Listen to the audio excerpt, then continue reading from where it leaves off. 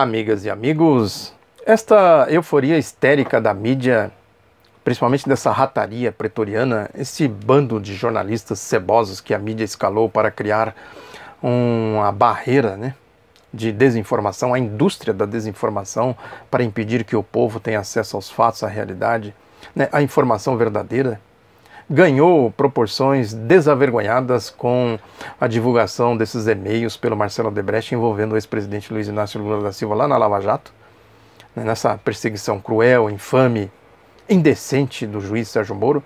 Se comportaram como histeria mesmo, Ah, agora eu quero ver. Saia dessa, senhor Lula. Explica aí, defesa do Lula. Eles sabem que isso é um teatro, é um jogo de cartas marcadas, É a justiça de La Fontaine.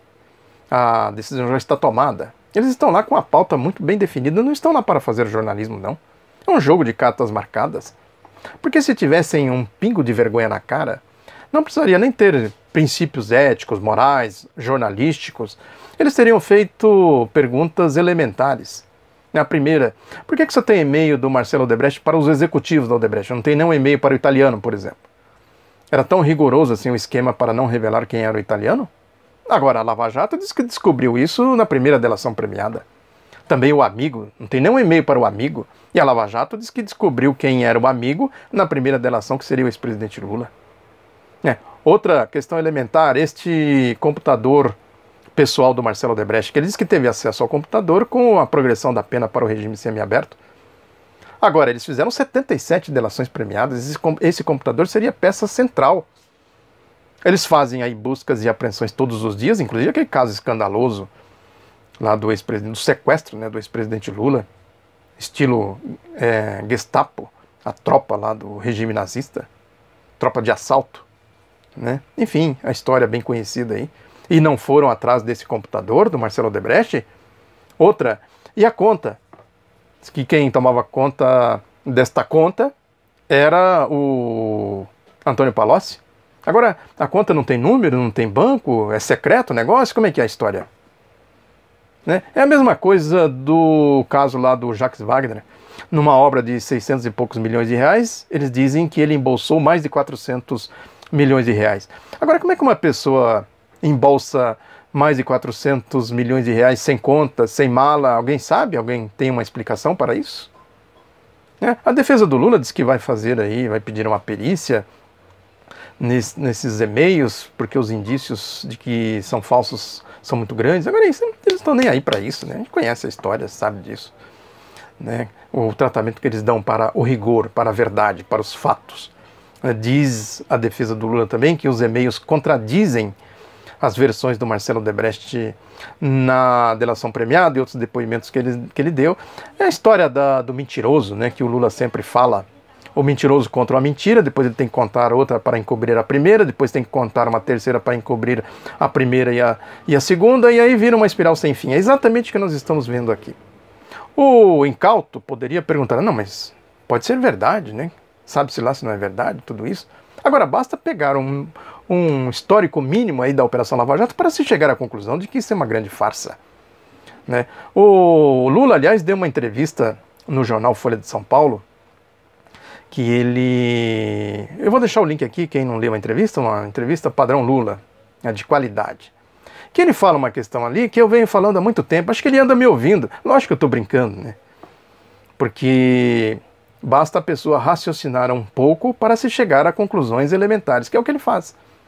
É o que eu falo aqui, que eu tenho comentado aqui, o caso que ele fala aqui da tentativa de golpe do Grupo Globo, da TV Globo, ele fala contra o presidente golpista Michel Temer. Eu acompanhei esse caso aqui, comentei todo dia, passo a passo, aquela instrumentalização do parlapatão Rodrigo Janot. Eles tentaram ali dar um tiro no peito do golpista Michel Temer. O Lula fala aqui, é importante ter em conta que o Temer teve uma vitória quando derrubou o golpe que a TV Globo, o Janot e o Joesley tentaram dar nele. Ele diz que aquele golpe tinha como pressuposto básico o Temer cair, o Rodrigo Maia assumir a presidência e o Janot ter um terceiro mandato. Aí ela pergunta, a Mônica Bergamo, né, da Folha, que estava entrevistando o Lula, pergunta: o senhor acha que a Globo tentou dar um golpe? Ele diz: eu acho. E ela: e por que isso ocorreria? Ele diz: porque era importante manter o Janot, era importante tirar o Temer e era importante colocar o Rodrigo Maia. Aí ela diz: mas por que Rodrigo Maia, se o Temer tem uma plataforma? Aí o Lula interrompe: o Temer se prestou a fazer o serviço do golpe, mas não era uma figura palatável e houve uma tentativa de golpe. Se não me explico o que aconteceu, exatamente o que eu comentei aqui, exatamente assim. Aí ela diz, a Mônica Bergamo: não pode ser jornalismo simplesmente? Aí o Lula: jornalismo de quem? E ela: da Globo. E ele: você acha que na Globo alguém faz jornalismo livre? O jornalista decide e faz uma denúncia como aquela que foi feita contra o Temer? Aí ele explica outras coisas e aí mais na frente ele confirma exatamente o que eu falei aqui. Ele diz: ora, o Temer resolveu enfrentar, teve a coragem de desmascarar o Janot, o Joesley e ficou presidente. Porque do outro lado, a turma do Grupo Globo enfrentou do outro lado a gente à altura deles. Tem lá, além do Temer, né, tem o Aécio Neves, tem o José Serra, o Jornal Estado de São Paulo, o Gilmar Mendes. Né? Lógico, é exatamente o que o Lula falou aqui. Acreditar que essa gente está interessada em combater a corrupção, em fazer o que eles dizem que estão fazendo aí no processo golpista, seria muita ingenuidade. Acreditar que o Sérgio Moro está combatendo a corrupção. Aliás, ele está no México, lá, a convite de uma ONG Mexicanos contra a Corrupção. Essa história de combate à corrupção virou um programa mundial, que eu falo sempre aqui, né? Isso tem inserção numa lógica internacional. Né? Teve manifestação na Eslováquia, né? Vira e mexe a gente vê manifestações contra a corrupção aí pelo mundo. Claro que é uma orquestração. E o Moro foi, inclusive, vaiado lá, teve um protesto contra ele. Né? E ele disse lá pelas tantas que a Lava Jato contou com o apoio da opinião pública e da imprensa, olha aí. Que diz que, segundo ele, isso foi determinante para evitar a obstrução da justiça, porque essa gente é poderosa. É aquela questão, né, que eu tenho falado aqui. É que eles são o bem e a classe política é o mal, essa gente poderosa, né? E eles caíram do céu para limpar o país da classe política, dessa gente poderosa, dos corruptos, etc. É exatamente isso que ele vem falando aqui. Mas é isso, né? Acreditar que o Sérgio Moro está falando sinceramente em combate à corrupção equivale a acreditar aí nas pregações do Magno Malta, né?